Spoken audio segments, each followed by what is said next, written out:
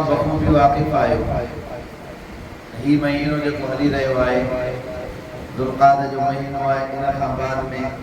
ज़ुल्हज जो महीनो आहे। शवाल, ज़ुल्क़ाद, ज़ुल्हज, रमज़ान मुबारक लगातार ये महीना बरकतुनि वारा जेके तमाम असांजी ज़िंदगी जे अंदरि आहिनि। हर हिकिड़े महीने जी, हर हिकिड़े दिहाड़े जी, हर हिकिड़े वक़्त जी पंहिंजी अल्लाह ताला हिकिड़ी ख़ुसूसियत रखी आहे। वो तो सब दिहाड़ा अल्लाह तबारक व तआला जा इन इद्दत शुहूर इंदल्लाहि 12 शहरन फी किताबिल्लाह। अल्लाह तबारक व तआला जेके 12 महीना पैदा किया, दिहाड़ा, वक्त, ज़मानो, जेको मामलात मिसाल सब रब जे तरफ़ आहिनि, सब बरकत वारा आहिनि। पर ख़ास चंद दिहाड़ा जेके अल्लाह तबारक व तआला इंतहाई वॾे में वॾी फज़ीलत बख़्शी आहे। उन्हनि ॾींहंनि ऐं रातिनि मंझां शरीयत जे अंदरि ज़ुल्हज जे 10 दिहाड़नि जी इंतहाई वॾी फज़ीलत आहे। 10 दिहाड़नि जी बि ऐं 10 रातिनि जी। हिते जेको अल्लाह तबारक व तआला जिन शइ जो कसम कयो आहे, वल फज्र, कसम आहे मूंखे फजर जो, वलयालिन अश्र, ऐं 10 रातिनि जो, ऐं अल्लाह तबारक व तआला अॻिते फरमाए वशफ़ी वल वतर, बदी है जो वल्लैल इज़ा यसर, ऐं राति जो जॾहिं इहा मोकिलाए थी, राति जॾहिं ख़तमु थिए थी पई, त इन्हनि सभिनी शयुनि जो कसम कयो। वलयालिन अश्र जो जेको लफ़्ज़ आहे 10 रातिनि जो, इन मां तक़रीबन उलमाए मुफ़स्सिरीन जो क़ौल इहो आहे, उलमाए मुफ़स्सिरीन फरमाईंदा त इन 10 रातिनि मंझां मुराद ज़ुल्हज जूं 10 रातियूं आहिनि। हाणे तव्हां असांखे इहा ॻाल्हि सम्झणी आहे त इहे 10 दिहाड़ा, 10 रातियूं, इन्हनि जी फज़ीलत, इन्हनि जी बरकत छा आहे।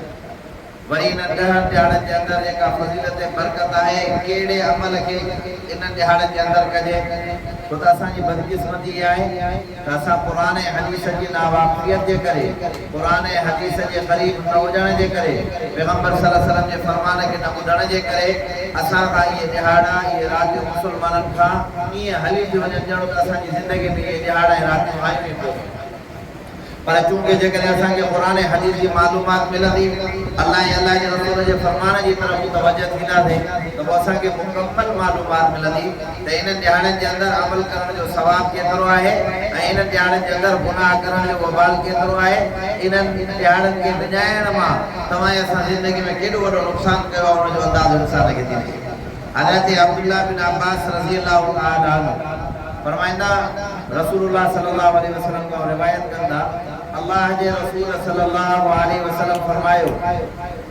इन्हनि दिहाड़नि जे अंदरि अमल जो एॾो वॾो सवाब आहे जो ॿियनि दिहाड़नि जे अंदरि को बि अमल इन्हनि दिहाड़नि जे अमल जे बराबरि न थी सघंदो। यानी पहिरीं ज़ुल्हज खां वठी करे 10 ज़ुल्हज ताईं जेके ॾींहं राति आहिनि, इन्हनि जे अंदरि जेको अमल कंदासीं, आम दिहाड़नि जे अंदरि उन्हनि दिहाड़नि जे फज़ीलत जे क़ाइम मक़ाम न थी सघंदो। साहबी पुछादो करे, या रसूलल्लाह सल्लल्लाहु अलैहि वसल्लम, छा जिहाद जो अमल बि इन्हनि दिहाड़नि जे अंदरि इन नेकी जे बराबरि न थी सघंदो? पाण फरमायूं त न। हा, अलबत्ते अहिड़ो मुजाहिद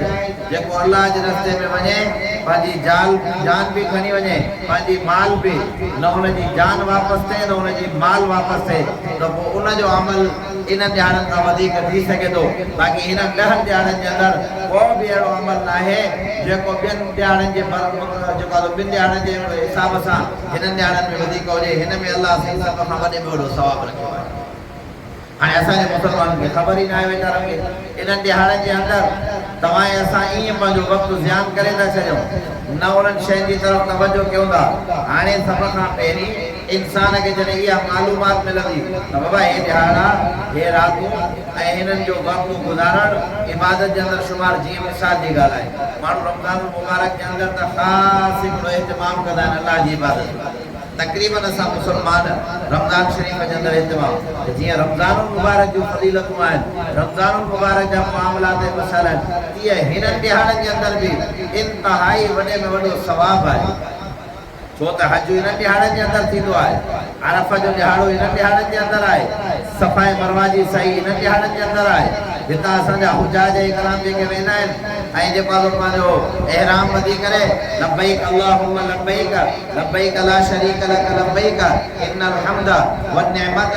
लक वल मुल्कु ला शरीक लक जी सदाऊं जेके बुलंद थींदियूं आहिनि उहे हिन ॾिहाड़े जे अंदरि बुलंद थींदियूं आहिनि हिन महीने जे अंदरि यौम अरफा जे ॾिहाड़े ते रसूलुल्लाह सल्लल्लाहु अलैहि वसल्लम फरमायो जेको अरफा जे ॾिहाड़े ते हाजी बीहे थो जंहिं हाल में बीहंदो आहे जंहिं तरीक़े सां बीहंदो आहे हाल उन जो अजीब हूंदो आहे ॿ हिकिड़ा सादा कपिड़ा पातल आहिनि मथो उघाड़ो आहे टिपटी चंपल पातल आहे चेहरे जे मथां गर्दो गुबार लॻल आहे उन हाजी सगोरे जे इन हालात खे ॾिसी करे रब साईं अर्श जे फरिश्तनि खे चवंदो आहे उहे अर्श जा फरिश्ता ॾिसो सही त अॼु मुंहिंजो कालो कहिड़े हाल जे अंदरि आयो आहे तव्हां गवाह रहिजो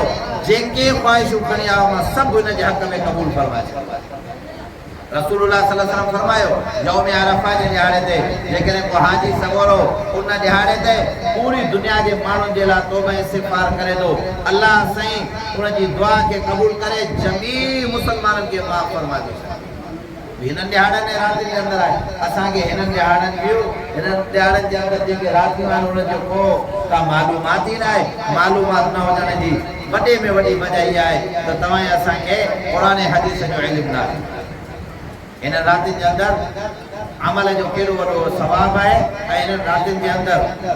अल्लाह तबारक व तआला जी तरफ़ मुतवजह थियण जी केॾी वॾी सख़्तु ज़रूरत आहे।